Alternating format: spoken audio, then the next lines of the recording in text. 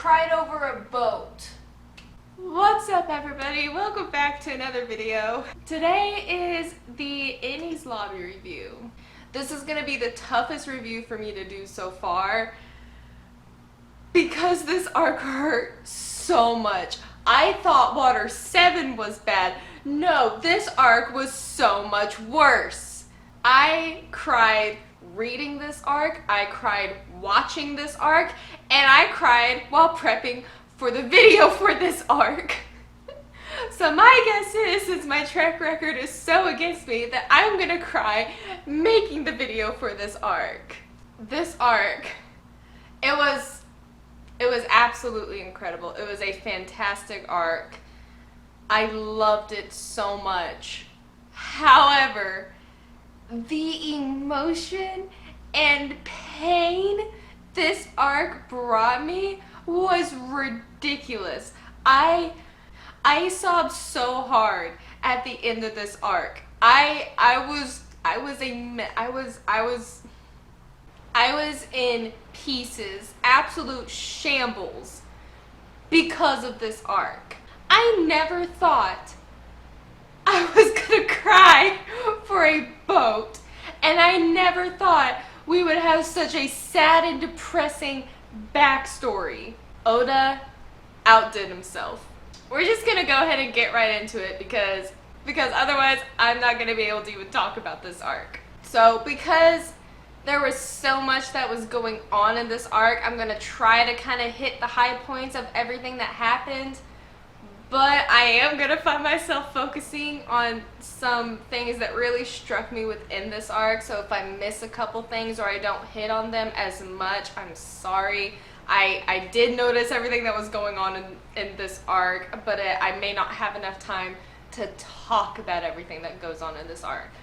So we're just gonna start from the beginning of Enies Lobby and kind of work our way through it. So Enies Lobby, we begin with the plan on how they're going to invade and how they're gonna try to get Robin back. And of course they have this grand plan, and Luffy just doesn't listen to a single part of it and just goes off on his own immediately. And that is the most Luffy thing to do, and I love that. It actually worked in their favor to have Luffy go and charge a path all on his own while they're coming up and bringing up the rear pretty much. So the infiltration was pretty straightforward. The Galila and Frankie family were going to go ahead and try to clear a path for the Straw Hats so that when the Straw Hats got in, they could just make a straight line to the Tower of Law and to the gates so they could get Robin.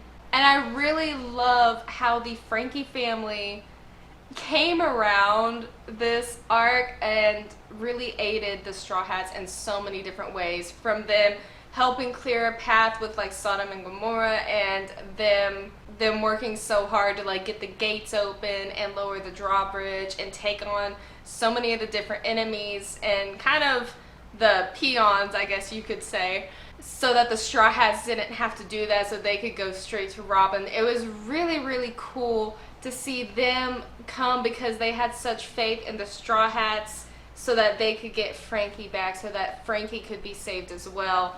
And I really like how they teamed up with Galila because Polly is amazing. I love Polly. He is such a great character, and I've really, really enjoyed seeing him in these past two arcs. He is just a great character, and I am so glad we got to see him go through this arc as well and kind of be part of the Straw Hat gang for a little bit. So while they're all infiltrating at the back, Luffy is just plowing through all these Marines, and it's so funny because he's being very casual about it, like, oh, please excuse me, I have to come through, and the Marines are like, no, we're not gonna let you through. So Luffy forces his way through. It's very funny, very classic Luffy, because he wants to get to Robin as quickly as possible. He does not want to waste any time.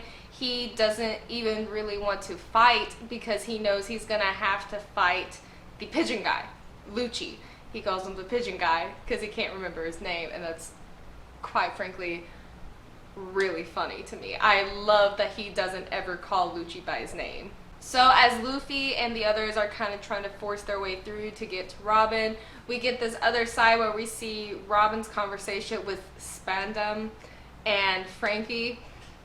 I think Spandam is my most hated One Piece character now. He irritated me, he angered me, but also the way he was just so power hungry and did not care about anything else, whether it be his own men or how things were going to turn out for the people around him. Even the CP9, he didn't really care about them. He just wanted their power, their strength to protect him. That makes him a very unpredictable villain because you don't know the lengths he will go to get the power he wants. He was a good villain, and his connection with Robin's past, with his father being Spandine, the one who sent the Buster Call on Ohara with Robin, which we'll get to in a minute. It just kind of amplifies that feeling, and it really brings out a lot of that fear and PTSD in Robin, which makes him a great villain for Robin specifically. He's not really a villain to the Straw Hats. He's a villain to Robin. The main villains the Straw Hat faces are the CP9, like mostly Lucci. In Luffy's case, Lucci is the main villain for him because Spandam isn't very strong. He would be very easy to defeat, and that's kind of the point, but he holds so much power over Robin to the point where she's just terrified. That is what makes him a compelling villain. It's not his strength, it is his methods. So of course, Spandam is talking all this crap about like how, you know, they know that Luffy and the Straw Hats, they're on the island, but he's saying there's absolutely no way Luffy could ever get to Robin. He is really talking down to Robin and treating her like garbage. But then Spandam gets the report from the Marines saying that Luffy has taken out, I believe it was 500 Marines, and was pretty much on the roof of the Tower of Law about to be there. Or was it the Tower? Yeah, I think it was the Tower of Law where you had to cross the bridge. I'm pretty sure. I may have gotten that mixed up. So while all that's going on, like I said, there's so much going on. I'm trying to like pinpoint some of the highlights. So you have the way Spandam is treating Robin and how lightly he takes the Straw Hats at first, and pretty much he kind of treats the Straw Hats lightly throughout the entirety of the arc till the very end when they escape. But you have that going on, and you have Khalifa and Kaku eating the devil fruits to get their new powers that come into play when they fight the Straw Hats. And you have Usopp being Sniper King, and I love how it's like a long-running joke that, you know, nobody knows who Sniper King is. You know, oh, well, Usopp's not here, it's gotta be Sniper King. I get it, but I get it. Sniper King was there, Usopp wasn't. But at the same time, I can't just not focus on Usopp this arc because he was amazing, and I can't separate the two because that just doesn't do much for his character work this arc, and I can't. Like, it's a good joke, it's a great joke, and I get when people say it, but I can't because I love Usopp's character in this arc way too much. I'll say Sniper King in some moments, but I'm also going to say Usopp because everybody but Chopper and Luffy know that it's Usopp. And I love that that's a gag too. Everybody else knows it's Usopp except for Luffy and Chopper, and it's a running gag, and I really love that. And there are moments in this arc where everybody is just going along with it. They're going along with calling him Sniper King, or I think Soge King. And they're just like, yep, Sniper King. But the moment Usopp is either in danger, he gets hurt, or something big happens, it's immediately going back to them saying Usopp. They're calling his name. I really love that because no matter what these Straw Hat members are going through, they still deeply care for one another, and they have this bond that I just absolutely love. And it gets showcased in this arc so well. That aside, I kind of got off on the little mini rant, that aside, Usopp actually never got on Sodom and Gomorrah when they were charging towards the tower, because I think he either got flung off or they just left him behind on accident. And he ends up having this conversation with Oimo and Kashi, the two giants that related, that are from the Dino Island. I can't remember, Little Garden, where all the dinos are, that I didn't know we were gonna see again, and it's so cool that we saw that again. They were members of those giants' crews before the captain stayed behind to fight, you know, their one-on-one, and they've been gone, and the Marines tricked Oimo and Kashi into basically saying, oh, well, if you serve us for 100 years, we'll release them. We have them imprisoned. And they were never imprisoned, and Usopp is the one who tells them the truth, and he makes this awesome connection with the giants, and he's not afraid of them like he was when he was on Little Garden. He's learned and grown so much since then that he's able to face these giants head on and just be like, no, y'all are wrong, y'all are mistaken, this is what happened, I can show you the proof, I can tell you the stories I have. And he teams up with the giants, he gets the giants on their side, and they help them out so much. I love Oimo and Kashi. I hope I'm pronouncing their names right. But I love them. They are fantastic, and I love how once they learn the truth, they don't question it. They're just like, no, you're obviously telling the truth. We're on your side now. Let's go. It's time for revenge. And I love that Usopp gets to be the one to do that because of the connection he made with the giants back in Little Garden, and how he resonated with them, how it kind of reignited his dream of being like a great warrior. So I really loved that moment for Usopp. As everyone is going to the Tower of Law, Luffy gets there first, obviously, and Blueno realized that, like, Luffy has not been stopped, and he goes to confront Luffy. And we get second gear 2. What a cool power-up. First of all, I had no idea how the power-up came by, so I was just like, no, what is going on? Like, what did he do? What did he learn? How is he doing this? Of course, we got the explanation, but at first, I was sitting there and I was just gobsmacked at the fact that Luffy like had steam rolling off his body, and he was just so much more powerful and beat Blueno as if he was nothing, as if it was just like a little baby. Just obliterated him. And I was so excited. That was such a cool moment for Luffy. This really showcases Luffy's attitude for this whole arc. And it stems from what he was feeling in Water 7, and it follows into this arc so well when he's fighting Blueno and he says, no, I'm no good like this. He was saying he knew he had to grow stronger in order to be able to continue protecting his friends. He had to be stronger. And it stems from his loss with Aokiji, but also then like the whole situation with Usopp and Water 7 and how that all fell apart, and how Robin was taken from him so easily and they weren't able to catch up to her until she's already gotten to Enies' lobby. And all of this kind of snowballing on itself just really got to Luffy's mind and made him realize how strong others could be and how he needed to be stronger himself. So he came up with a way to make himself stronger so he could protect the ones he loves. I love Luffy. He's such a fantastic character. And he says, I've got to be stronger than everyone or I'll lose them. It really just shows how much, one, the people around him mean to him, and also how much Luffy is constantly thinking.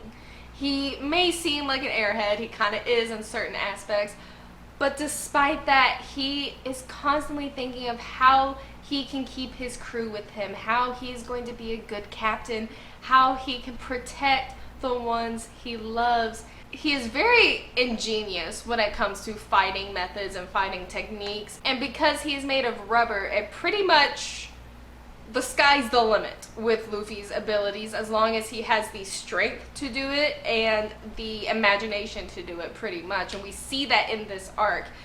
And we see the limits of that strength in this arc as well, which pushes him to know that he needs to grow even stronger in the future. But that was a great fight for Luffy. And then Frankie helps Robin escape with...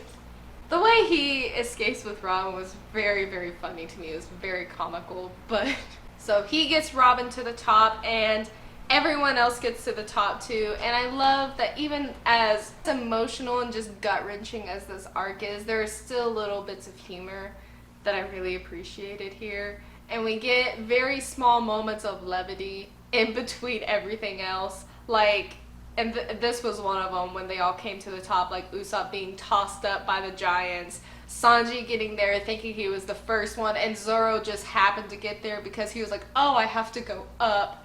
And Sanji being like, how did you get here before me? And Zoro, of all people, saying, oh, well, were you lost? That was a great little bit of levity, good comedy that I needed desperately before the backstory we got with Robin. Because once they all get to the top and Luffy's trying to say, Robin, like, we're here for you, let us help you, and she says she wants to die. And Luffy doesn't believe her. And he says, if you want to die, you can do it after we get you out of here, because we're gonna get you, we're gonna save you. Then we get Robin's backstory. Robin's whole backstory was just devastating. The way she grew up being bullied and pretty much being an outcast of her village because, you know, she didn't have a mom because her mom left her to go search for the history. And she was pretty much outcast by her aunt and uncle and mistreated by them, and mainly her aunt, but she was mistreated by them, mistreated by the village as a whole. But she had this little family and the other archaeologists that were on Ohara with her, but they still had their limitations of what they would let her do because poneglyphs are illegal to read, and the blank history is illegal to study or research, which I have a lot of theories on. After this backstory, I have so many different theories and thoughts about the world government that I'm gonna get to later. Then Robin meets Saul, and I just have to throw it out here because now that I've started looking at it, I can't not see it in every character that appears with it. His name is Jaguar D. Saul, and he said, and Robin asked what the D is, and he said, oh, it's been like passed down through my family, inherited through my family. So the Will of D is obviously not just like a Roger pirate, like Luffy Ace family thing. It's more than that because Saul's a giant, so obviously he's not like related to Luffy or anything. But Saul's a giant, but he's got D in his name too. And that makes me really, really curious about what the Will of D is, but it's not even talked about at this backstory because it's not the focus of what this backstory is about. But I'm so curious now, like, the D keeps popping up, and I'm just waiting for when we get an answer to that, because I want the answer, because it can't just be a coincidence. I want to know how the Will of D connects all of these different people. Anyways, Saul and Robin's relationship is so heartwarming and so pure. And the way he stays with her even though like the raft's ready and teaches her how to laugh. And then he realizes that, you know, Robin can read poneglyphs. She's an archaeologist herself. And then he realizes who her mother is. And he knows Olivia, he knows her mom, and realizes that he's on Ohara, and suddenly he's like, no, you have to get out of here, like, go check, something bad's about to happen. So as Robin's going back, we realize Robin's mom has come back to the island to warn the other scholars that the government is coming to destroy them, to do the Buster Call, because they have figured out that they've been studying the poneglyphs and they're coming to look for confirmation of that. But of course, you know, when Robin comes in and asks them about like if her mom is back, they lie to her because Olivia has asked them to, because she doesn't want to make Robin a criminal's daughter. She doesn't want her to be associated with that, so Robin can live freely. But it just escalates so fast. The the Marines come, and Spandine is there, and he is just awful. We get the admission from the professor, Robin's teacher, pretty much, of yes, that they had been researching the history, that history shouldn't be kept hidden, it is for everyone. They tell the story of, first of all, why the blank history is illegal. I feel like that has to be its own video, because the blank history was made illegal to study 800 years ago when the world government conveniently got put into place, and that's when researching polyglyphs, everything became illegal. So that means, one, the world government wants this kingdom that used to be in power, that used to be the forefront of the world, it kind of seemed from the professor's explanation. They want to keep that history of this kingdom erased, which I want to know what kingdom it was. They want to keep that hidden, but that also means the world government's into some pretty shady stuff, because they had to have the power to subdue a kingdom like that, and had the power to hide all the poneglyphs and keep all those ancient weapons that the poneglyphs have inscribed on them. They had to have something to subdue those powers, or something of the sort. I want to expand on that, but I think that should be a separate video. But the professor gets shot for speaking the truth, and the person he's talking to through like the snail spawner thing basically says O'Hara has come to learn too much, which means the professor was right about everything he was saying about the world government. And Robin, as they're taking away Olivia, Robin finally recognizes her, and she calls out saying, "Are you my mom?" The way Robin calls out to her, and even though Olivia tries to deny it, and then she's like, "No, it's me, it's Robin, don't you recognize me? I'm a little bigger now, but it's still me." Just broke my heart, the way Robin so badly just wanted her mother, just wanted her mom to be there with her. And when Olivia finally breaks down, and after Robin admits that she's an archaeologist, that she can read the poneglyphs, marking her as the target, Olivia finally concedes, and the scene where Robin holds her hand and said, "I've always wanted to do this," and then Olivia just hugs her. Their reunion was so sad because it wasn't gonna last, and Saul comes, and Olivia begs Saul to take Robin to get her to escape. And the last words that Olivia leaves with Robin, telling her to live, which comes into play in the scene that follows this flashback, was so heart-wrenching. Just hearing, just for a mom to scream "live" as their child is being taken away when they know they're gonna die, and all they want is for their child to live. That was so depressing. And then, of course, you know, we get the information that Saul was a deserter. He used to be a vice admiral, but he could not align himself with what the government was doing. And because he was a deserter, there was a target on his back, and it was actually Alkaji. Kuzan, I think, is his first name, I believe. Yeah. Is it Kuzan Alkaji or Alkaji Kuzan? If y'all will clarify that for me, I don't know which name comes first. Alkaji ends up being the one to pretty much kill Saul. And the words Saul leaves with Robin, saying that you might be alone right now, but one day you will find friends who will fight for you, who won't leave you. And then he says, no one is... I can't. And then he says, no one is born into this world to be alone.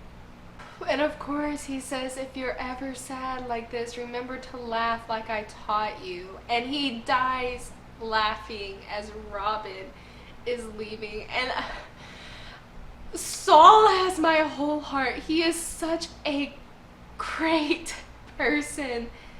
And the way he ignored all his pain in his last moments to give Robin that advice, to die with a smile, with laughter, to leave that with her so she wouldn't see the pain he was going through.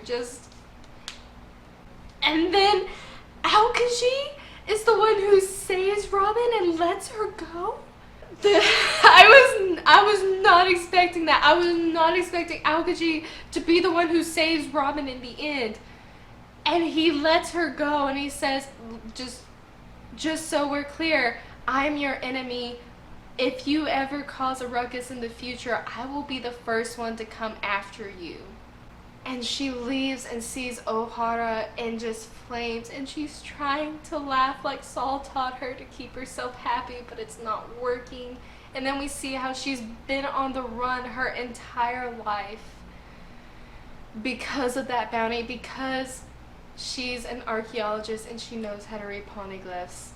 And all of her life she's been told her existence is a sin, being alive is a sin, that she's betrayed people and burned bridges with them, but it's really people have always betrayed her because they see people have always betrayed her. And then we get back and she explains what the Buster Call is that Spandam is threatening to do, saying like, no, if you do that, everyone here is gonna be wiped out, not just us, it's gonna be all of you. And she explains it, she says, I'm terrified of dragging you down with me. She's saying this to Luffy because she said there is an enemy I can't shake, and the longer I'm with you, the more you'll see me as a burden, and I'm scared you're going to abandon and betray me. And then Luffy says, I understand who her enemy is. And then he says, Sniper King, shoot down that flag. When Usopp shot through the flag, I was already sobbing at this point, but I started crying again. Like that declaration of war against the world government, not only showing that they don't care who their enemy is, they're going to stand beside the ones they trust, the one they love. They will always have her back no matter what. But not only that, just the signal to Robin of what shooting the flag meant and what it meant to Robin, seeing them do that, just blew away all of her fears. And Saul's words finally rung true in her mind, saying there are going to be people, there are going to be friends who will stand by your side, who won't ever betray you. And that's when she realizes that she can finally trust them. And Luffy says, we haven't heard it from you yet. Say you want to live. And with all of this, Robin said, I've never been able to wish for it. I've never been allowed to wish for it. And then she finally says, I want to live. Take me to the sea with you. There has been a lot of really powerful moments in One Piece so far, from like in Alabasta where they raised their arms to show the X's to Vivi, to Skypia when the bell was ringing, even back in Arlong Park where Luffy gave his hat to Nami and they all went to fight Arlong. Like there's been so many impactful moments in One Piece so far. But this one was different. This moment changed the way I saw these characters. Not just, it definitely changed the way I saw Robin. This made Robin's character my favorite. She is my favorite female character in One Piece. Robin is. And this solidified that. But this moment, this stance of unity that this crew has, just changed everything about them to me. Like we've always known that they have such a bond, that they fight together, that no matter what, like they always have this kind of bond, that they're always there for one another. But the declaration of war just solidified that for me. It just changed the tone and the depth of these characters and the limitlessness to their love and devotion to one another. And I just love that so much. And after this is where Frankie's character, oh my gosh, Frankie is another one. I was kind of coming around on him, and at the end of Water 7, I am so thoroughly impressed with Frankie's character. And I never thought I would say that. The way Frankie pulls out the blueprints to Pluton, holds it up in front of everybody so they know it's the real thing, and says, I've chosen to bet on the Straw Hats. I am betting everything on them. He's taken into account everything he's seen. He knows the truth about Robin, that she is not a demon like the rumors have said. And because he knows that, because he knows the truth, he says he is going to bet on them, and he burns the blueprints right there in front of everyone. That left me speechless and so immensely impressed with Frankie. It was that moment was so cool, and then all chaos breaks loose from there, because Frankie gets pushed over the edge by Spandam. Kokoro is signaling to Nami that, hey, jump off the top of the roof, like I'm coming to get you. And Rocket Man comes through with Kokoro and Chimney on it, and they all end up into the other section of Enies lobby that leads to the gates of justice. Sorry, I'm using a visual so I can see it in my head what I'm thinking about. And from then all out, it is just full throttle fighting until we get Robin. This is where everyone splits up because they need to get the key for the C Prism cuffs to get off of Robin. And because all the CP9 members have them, they all split up, and Luffy is headed straight for Lucci because he has Robin, and he has no thoughts in his head but to get Robin back. I love that. And we get, after, some wandering around and Luffy gets lost and everything, Chimney is such a cool character. I love how the side characters of Kokoro and Chimney really became a huge impact to this arc. Like, they were already a big part of Water 7, but I really love the roles they played in Enies lobby. It was so cool. And Chimney ends up taking Luffy to where Lucci and Spandam took Robin because she was able to follow them. And we get a tease about third gear, gear 3, that we see later on. I will say, I desperately needed that laugh, but little baby tiny chibi Luffy was hilarious. I was laughing so hard. It was like a little tease, because we didn't actually get to see what happened with Gear 3. We just saw the after effects and little baby Luffy. It was so funny. It was a much needed laugh to me. But then, while that's happening, we get all of these different fights.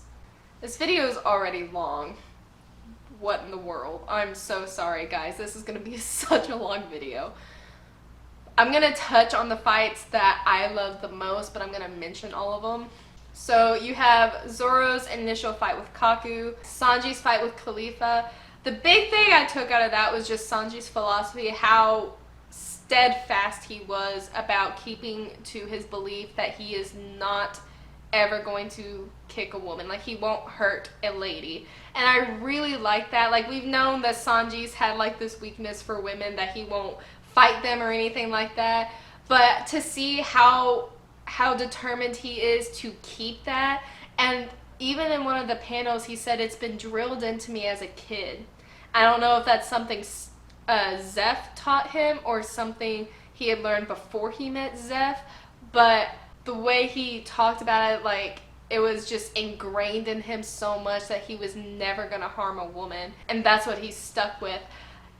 Even though it was kind of a silly moment, the way he wasn't gonna fight, I do think it's admirable that he, no matter what the situation was, he didn't falter in that belief.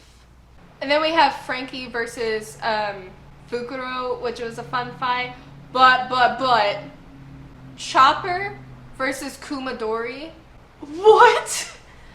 First of all, the amount of damage that Chopper was taking, but just his sheer determination not to go down because he wanted to save Robin. He was there to save Robin. No matter how much pain he was in, he was like, no, this isn't anything compared to what she's going through. Like, we have to get to her before it's too late.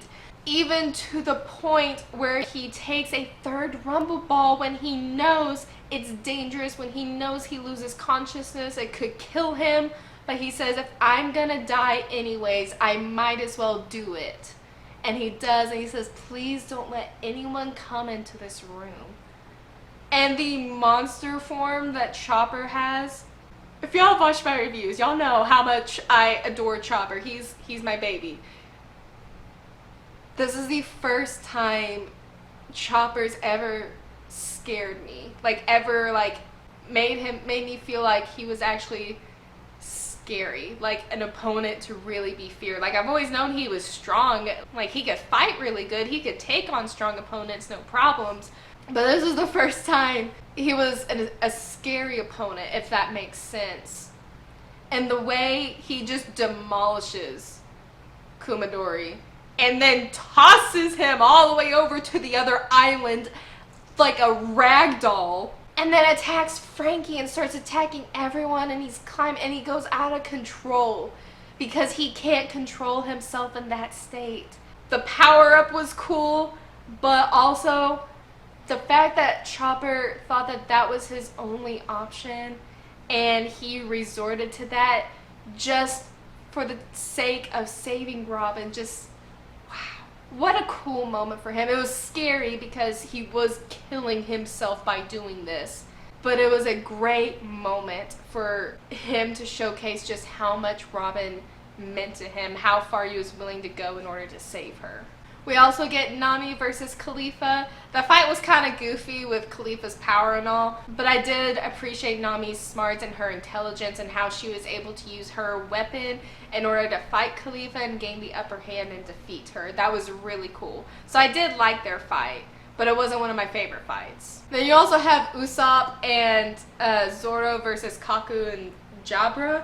And of course they get handcuffed together somehow, just out of coincidence, and Kaku is a giraffe and he's trying to say how cool giraffes are and that he likes his new power. Jabra is a wolf, so he's trying to be tricky like a wolf would be. The whole thing was chaos and it was kind of funny, especially when Zoro was trying to use Usopp as a sword, when Usopp was holding the sword and he was just like, oh, this will work. Or when he was offering to cut off their hands and be like, hey, if we cut off one of our hands, we'll rock, paper, scissors for it. Problem solved. And Usopp was like, no. So that was funny, but I really loved when, like, Chopper came through. Frankie being the one to save Chopper. He put his life on the line for Chopper, like pushing Chopper through the building so he falls into the water and then diving into the water after him to, like, grab him. Frankie won my heart this arc. Oh my goodness. I love him. I never thought I would love a Speedo wearing cyborg man, but I do. I love him very much. But the biggest moments for me was when Jabra was just beating Usopp. Sanji comes in to save him, and Usopp, and he goes back to his line of thinking when they had that fight in Water 7. And he just starts, basically he's saying how useless he is, and Sanji stops him saying, you're okay, you're alive. That's the important part. And what Sanji says to him after that there are things that Usopp can't do that Sanji can, but there are things that Usopp can do that Sanji can't. And Sanji said, you go do what only you can do that I can't. And I will do what you can't. I've always loved the dynamic between Sanji and Usopp. They have such a fun brotherly dynamic. They had it from the time they met pretty much, but like especially in Skypiea we got to see more of that. And and even in Water 7, the way Sanji and Usopp kind of interacted throughout that arc, it makes this moment hit so much harder, knowing everything that was going on, and Sanji's always like the constant reassurance that Usopp is okay, that Usopp is fine the way he is, that he doesn't have to be like everyone else because there are things that he can do that they can't. And that reassurance lights a fire under Usopp, and he realizes what Sanji's talking about, so he takes off. And then we get the fight with Sanji and Jabra, which was so cool. The way Sanji ends up tricking Jabra was hilarious, and I love that. But Sanji's power up, the way he was twisting, and the fire leg, that was so cool. That was awesome. First of all, I loved that fight. And Sanji has some of the best one-liners of all the characters in the show. It's something I realize is he has amazing one-liners. Like when he first shows up to save Usopp from Jabra, and Jabra asks who he is, and he just says, "I'm a hunter." Like, that's such a clever line. And then after he beats Jabra with his little, I think he called it like devil's foot or something. Yeah, devil foot, fire foot. Not fire foot, devil's foot, I believe. And he says, "If God created food, the devil created spice. I might have made it too spicy for you." Sanji's such a witty character. I love his one-liners. They're always so good. Oh, I love that fight. But we also have this fight with Zoro and Kaku, kind of like round 2, their official fight, I'd say. And Demon Zoro, like the way he uses that like demon to have like 6 arms, that was so cool. He had a really good fight against Kaku, and I really love after he won that fight, he turned around and he was like, "Oh yeah, I'm supposed to tell you you're fired." Keeping his promise to Polly, I thought that was such a great moment for him. I loved that. And then we get Luffy versus Lucci. That's a tongue twister to me for some reason. So it's like their initial fight, and it's not going very well for Luffy at first, and he's really struggling against Lucci because his main thing is he just wants to get to Robin, and Lucci's not letting him. So they're fighting on like the first tower of the long bridge, and Robin's going across the bridge with Spandam, and she is fighting back so hard against him, and he is just tormenting her the entire time, to the point where she's crying and she's gripping the edge of the bridge with her teeth, making herself bleed because she doesn't want to go through the gates of justice that badly, because she knows now she fully believes that they're coming to save her. Luffy said they would, so she knows that they will. And just as she's about to be forcefully dragged across the bridge, Usopp saves Robin. The thing only he could do was to use his abilities as a sniper king, to save Robin, to keep them away from her so that she could escape. And Usopp delivers the keys to her, and to add on to that, Frankie puts his body on the line and protects Robin. He shields her from all the gunfire that comes her way. This arc had so many twists and turns character-wise that my heart is so full because of these characters and how much I love these characters. I love that Frankie had just devoted himself to this mission of saving Robin, of helping the Straw Hats. And Usopp shoots the keys over there, and he unlocks Robin's handcuffs. The first thing Robin does is slap Spandam, and that was so satisfying to me. I was very, very satisfied to see her slap him like that. The Buster Call has started because Spandam pressed the button, and the Navy or the Marine ships are coming to annihilate Enies lobby. So their new plan is to all get to the evacuation ship that Robin was originally supposed to be on so that they could escape. So everybody's trying to get over there while Luffy's still fighting Lucci. And then Usopp starts hearing this voice. He heard it at the very beginning of Enies lobby when they got there, and it was never explained. But every time he kept saying like, oh, what's that voice? What's that noise? I had hopes of what it would be, and I was right, but I wasn't prepared for how much it was gonna hurt that I was right. But before we get to that, as they're trying to get to the ship, Lucci pretty much blocks off. Water is rushing into the little tunnel they're running through, and they all might have drowned had it not been for the mermaid that miraculously appeared out of nowhere. That moment was so funny because the mermaid was nothing like what you were expecting. Kokoro, of course, is the mermaid. You have these grandiose ideas of what a mermaid is going to look like and how beautiful and picturesque it's going to be. And poor Sanji gets his dreams crushed when he sees it's Kokoro. But she saves him, explains very vaguely what type of mermaid she is, and Sanji is just devastated. They all are. They're all very shocked. And then as the bridge kind of gets surrounded and all the Marines are coming on the bridge to fight to get Robin back, we have Luffy versus Lucci part 2 pretty much, where he uses third gear. We see gear 3 and how he is able to adapt his own body to expand it and make himself so much stronger. And that fight was super cool.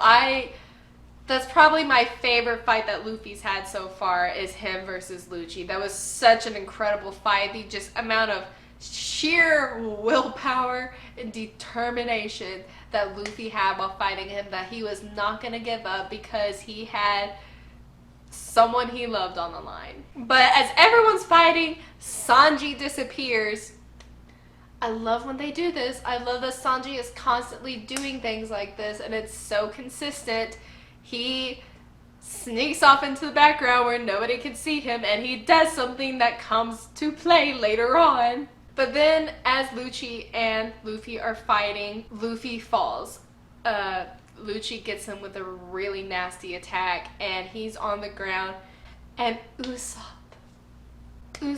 takes off the mask, holds it down, and screams Luffy's name. He calls out to Luffy, and when he does, and Luffy hears his voice, he recognizes the voice and looks, and he says, Usopp, you came.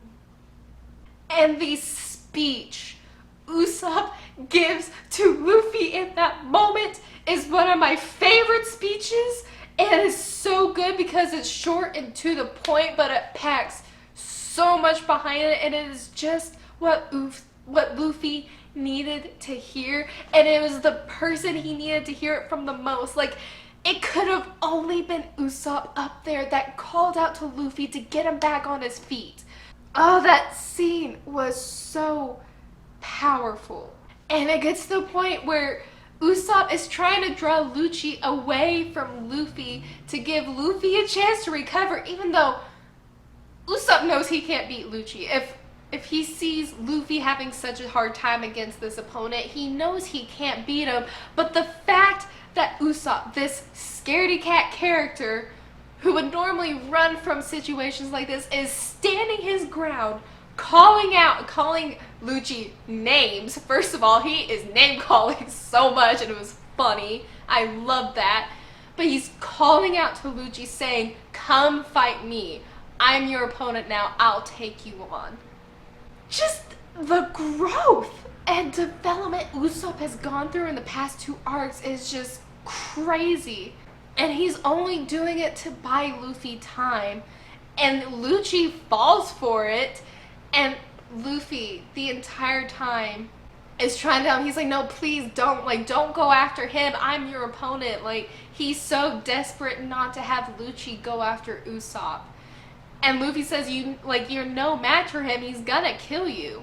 And Usopp doesn't refute anything Luffy says. He just tells him, he was like, what are you gonna do when you're half dead already? If you're gonna do anything, you have to stand up. And I love this speech. He says, stop lying there like a dying man. It's not like you. Sure, there's lots of black smoke, but you can still see the blue sky and the sea. This isn't the afterlife. Stop acting like this is the end. And then he says, stop making me worry. Like, that's so impactful. First of all, for Usopp to be the one saying all this, and then two, his words just strike and hit home with Luffy immediately. And Luffy's like, I got it. This isn't the afterlife. And when Usopp shouts to him, he says, win this battle, Luffy. We're all going back together. And Luffy's on his feet again, and he shouts, I know. He screams back to Usopp saying, I know. And there is that determination, that fire lit into his eyes again. And he never goes down again. And I love that because Usopp's word to Luffy right there basically signified that Luffy wasn't just gonna get one member back. He wasn't just getting Robin back. He was getting Usopp back. Usopp came back. He came and he reached out to Luffy and said, we're all going home. That was enough. That was everything that Luffy needed to hear, because Luffy has been so afraid of losing people since the beginning of Water 7, and to hear those words from the person he thought he lost forever when he left the crew was just perfect. Usopp said exactly the things that Luffy needed to hear. And when Luffy stands back up, that is it for Lucci. Lucci has no chance of winning after Luffy gets back to his feet, and Luffy follows through with what he told Usopp, and he wins against Lucci. But his win has consequences because he falls again and he cannot move. Even when everybody is calling out for him, Frankie and the other Straw Hats and all of the Frankie family and Galileo that are hanging on by a thread, quite literally, because they nearly got killed, but they escaped through the skin of their teeth. Which is another thing, there's just so much. But another thing is like Frankie's reaction to thinking that everybody in the Frankie family is dead. Instead of grieving about it right then and there, he screams out to Luffy, you better win. You can't die here. And the way he calls out to Luffy saying, Straw Hat, you have to win. You have to come back. You can't die here. I'm not gonna let you die here too. It's just all so good. But Luffy can't move. No matter what he tries, he cannot get his body to move. And their original plan of bringing the ship over to him goes up in smoke whenever the Marines blow up the ship.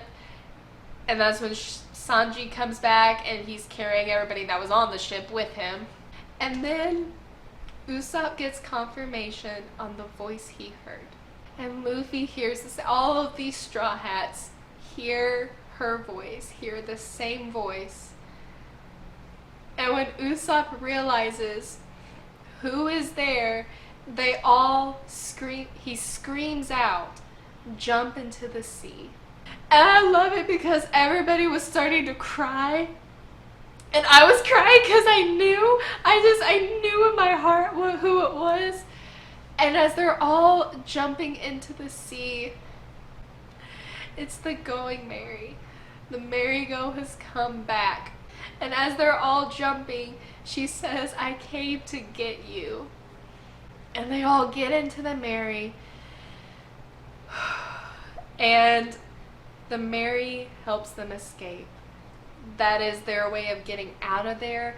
And Sanji's plan comes to fruition when the cannons can't hit them immediately, because he went and closed the doors to the gates of justice so that the currents would come back and the whirlpools would be back in place to throw them all off. He's so smart. And the way he was just like, I knew we would need more than just, like, I knew we couldn't fight our way out of here. We needed to think of something Sanji's just super smart. So I really loved that his plan, and he was so casual about it. He's like, oh, this worked out so much better than I thought it would. So because of his plan and with the help of Frankie getting them out of there and then Usopp's smokescreen, they escape. And Robin gets her sweet, sweet revenge on Spandam and like cracks his spine in half. She killed him. I'm like 99.99% sure he's dead. But after they escape, they come across the Galileo ship with Iceberg and everyone on it. And Luffy again tries to plead with Iceberg to fix her. And Iceberg said it's time to let her rest. And we see this flashback of how Iceberg found the Mary and heard her voice saying, I want to sail one more time. And he fixed her up enough so that she could sail, and she said thank you and basically sailed herself to Enies lobby just so she could save them. So Iceberg knew how much the Mary meant to all of them because he witnessed that, but he knew what a miracle it was that she had even made it there. And we get the goodbye to the Mary. I do not own enough tissues for One Piece. The goodbye to the Mary was just heartbreaking. The way we saw all of those flashbacks as Luffy set the ship on fire and they were all watching her burn. And they got to see all these flashbacks, all the memories everywhere they went. And then the Going Mary speaks and she says, I'm sorry. And the whole time she's saying, I wanted to go further. I wanted to have so many more adventures with you. And then that's when the waterworks and the crew starts. I was already sobbing at this point.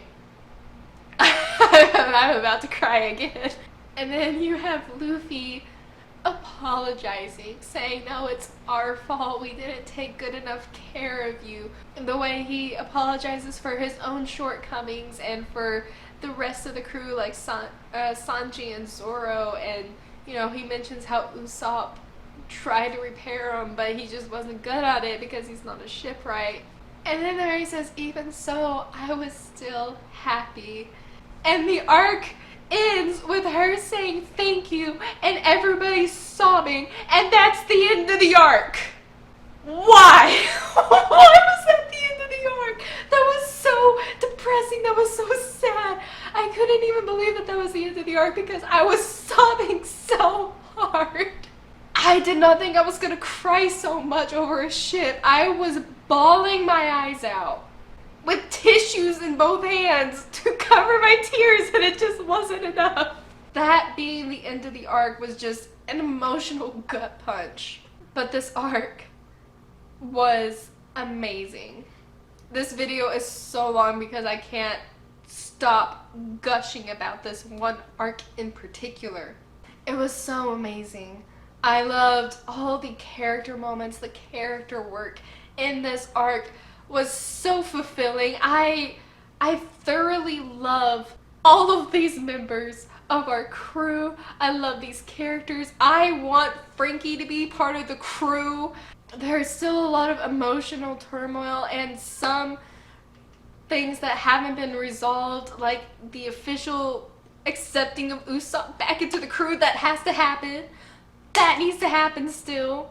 But we have so many amazing things that happen, and the backstory with Robin was amazing. I loved her backstory because the storytelling and the world building her backstory provides is just fantastic, and it gives so much more insight as to what is going on in this world and the government and everything in particular. But also, I think this is my favorite arc so far. Water 7 is a close second, very close. I think this is my favorite arc so far. Depending on how Enies or post Enies lobby plays out, this might take Alabasta's spot as being my favorite saga. This was incredible, start to finish. The story, the characters, the world building, and all of the impeccable moments and the fights. The fights in this arc were the best so far, hands down the best fights we've had. This arc destroyed me. I thought Water 7 had destroyed me. No.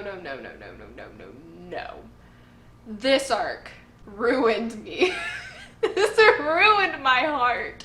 I physically had to take breaks in this arc because of how much I was crying, how much it was just hurting me, but in like a good way. It was like devastating pain, but in a good way, because Oda is a fantastic storyteller. I am absolutely amazed by how he has crafted this story. But I'm gonna go ahead and end the video here because this is already such a long video and I could just sit here and gush about Enies Lobby all day, so I'm just gonna stop so I don't do that. Thank you all for watching this video with me. I know it's a long video, so if you've made it to the end, thank you so much. I really appreciate it. I know I'm long-winded, so I appreciate you sitting through my reviews. I really do. But be on the lookout for my other videos. Skip Beat should be posted next week, and the schedule for March will be coming out soon, so be on the lookout for that. We'll be diving into post Enies Lobby and probably Thriller Bark next month, as I have probably, by the time this video gets to YouTube, I've probably already in that saga. So be on the lookout for that, as well as all the other videos that are going to be coming to my channel. Thank you all for your support, and thank you so much for watching this video, and I will see you in the next one, scholars. Bye!